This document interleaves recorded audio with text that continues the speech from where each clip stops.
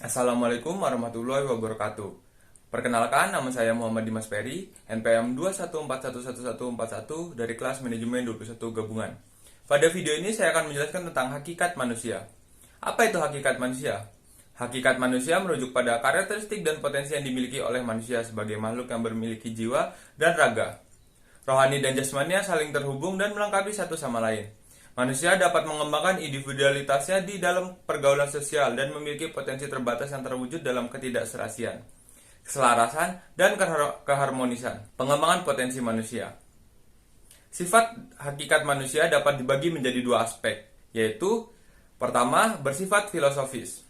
Sifat hakikat manusia bersifat filosofis merujuk pada ciri-ciri khas membedakan manusia dari hewan lain, seperti kemampuan menyadari diri. Manusia memiliki kemampuan untuk menyadari diri dan memahami identitas dirinya. Bereksistensi. Manusia memiliki kemampuan untuk bereksistensi, yaitu memahami dan mengalami kehidupan. Memiliki kata hati dan moral. Manusia memiliki kemampuan untuk memahami dan memilih antara yang benar dan yang salah. Bertanggung jawab. Manusia memiliki kemampuan untuk bertanggung jawab atas keputusan dan aksi mereka. Yang kedua, ada bersifat normatif. Sifat hakikat manusia yang bersifat normatif merujuk pada ciri khas yang membedakan manusia dan hewan lain, seperti kemampuan mengasihi dan ketulusan. Manusia dicirikan oleh kemampuan mengasihi dan ketulusan, bukan sekedar refleks egois. Binatang tidak mengetahui apa yang di luar dunia, sedangkan manusia dapat mengasah kemampuan mereka dalam mengerti dan mengaplikasi informasi yang diperoleh. Perkembangan hakikat manusia ini bergantung pada dua faktor, yaitu kualitas dimensi hakikat manusia dan tingkat keutuhan perkembangan. Kualitas dimensi hakikat manusia merujuk pada aspek-aspek yang mempengaruhi pengembangan individu, seperti kemampuan mengembangkan diri, kemampuan mengatasi kesulitan, dan kemampuan mengatasi kebijakan pengembangan yang tidak sepadan dengan keinginan individu. Tingkat keutuhan perkembangan dapat ditemukan dari dua sudut pandang, yaitu monisme dan metralisme. Monisme merujuk pada pendekatan yang menggabungkan semua aspek hidup, sementara metralisme merujuk pada pendekatan fokus pada aspek jasmani dan ekonomi.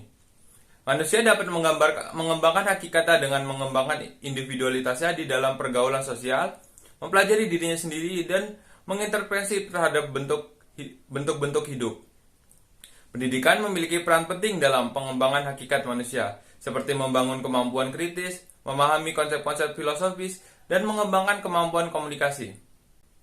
Dimensi perkembangan manusia. Pertama, dimensi keindividualan, yang meliputi pengembangan kemampuan individual dalam menghadapi situasi dan mengambil keputusan. Keindividualan merupakan aset penting dalam pengembangan manusia karena memungkinkan individu untuk mengembangkan kemampuan mereka sendiri dan memahami dirinya lebih baik. Kedua, dimensi kesosialan, yang meliputi pengembangan kemampuan sosial dalam komunikasi dan hubungan dengan orang lain. Kesosialan merupakan aspek penting dalam mengembangkan manusia, karena memungkinkan individu untuk mengembangkan kemampuan mereka dalam mengkomunikasikan diri mereka dengan orang lain dan mengembangkan hubungan yang sehat. Ketiga, dimensi kesusilaan, yang meliputi pengembangan kemampuan moralitas dan mengambil keputusan yang berwawasan. Kesusilaan merupakan aspek penting dalam mengembangkan manusia, karena memungkinkan individu untuk mengembangkan kemampuan mereka dalam memahami nilai-nilai yang baik, benar, dan mengambil keputusan yang berwawasan. Yang keempat, dimensi keberagaman, yang meliputi pengembangan kemampuan dalam beragama dan memahami nilai-nilai agama. Keberagamaan merupakan aspek penting dalam pengembangan manusia, karena memungkinkan individu untuk mengembangkan kemampuan mereka dalam mengerti dan mengikuti agama mereka, serta memahami nilai-nilai yang terkait dalam agama itu. Teori perkembangan manusia. Pertama, teori perkembangan Piaget. Teori ini dibangun oleh Jean Piaget, yang menjelaskan perkembangan kognitif manusia melalui 3 tahap utama: perkembangan sensorik, perkembangan operasi logika, dan perkembangan sistematika.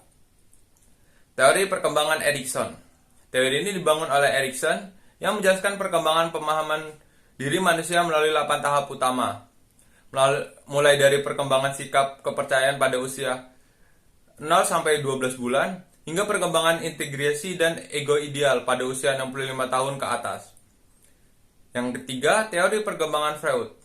Teori ini dibangun oleh Sigmund Freud, yang menjelaskan perkembangan pemahaman diri manusia melalui 5 tahap utama. Mulai dari perkembangan anak mulai pada usia 0 sampai 6 bulan hingga perkembangan individu pada usia 50 tahun ke atas. Teori perkembangan Maslow. Teori ini dibangun oleh Abraham Maslow yang menjelaskan perkembangan pemahaman diri manusia melalui 5 tahap utama, yaitu mulai dari kebutuhan dasar seperti makanan, minuman, dan perlindungan hingga kebutuhan pemahaman diri dan kemakmuran. Pengaruh lingkungan yang mempengaruhi hakikat manusia. Yang pertama, perilaku manusia. Lingkungan dapat mempengaruhi perilaku manusia, seperti manusia yang dapat merubah lingkungan mereka. Yang kedua, hakikat manusia dan pengembangannya.